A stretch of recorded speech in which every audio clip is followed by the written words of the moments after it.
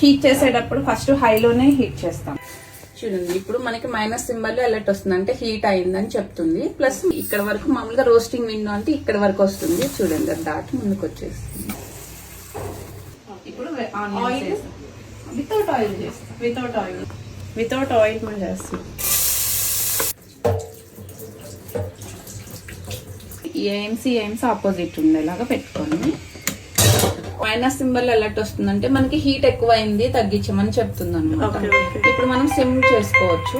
ఏదైనా ఒక button press చేస్తే ఆ సౌండ్ వెళ్ళిపోతుంది.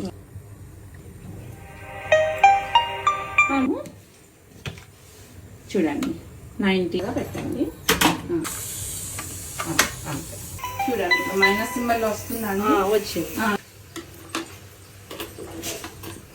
వాటర్ వెజిటబుల్స్ అండి. దీనిపైన ఎగ్స్ కూడా పెడుతున్నాను. మీకు సలాడ్ లాగా తినేయచ్చు ఒకవేళ ఆడియో టర్న్ లేకపోతే. ఆడియో టర్న్ లేకపోతే రెడ్ మార్క్ మనకి లాస్ట్ విండో వరకు వచ్చింది కదండి. ఆ లాస్ట్ కి వచ్చిన తర్వాత మనకి ఇట్లా సౌండ్ బయట. మళ్ళీ ఇడ్లో అయితే 1 కి 1.5 బాస్మతి రైస్. కొంచెం ఇట్లా కదిలిస్తే వితౌట్ ఆయిల్ చికెన్ మెంతి కర్రీ చేసామండి. ఇప్పుడు steamed vegetables with boiled eggs.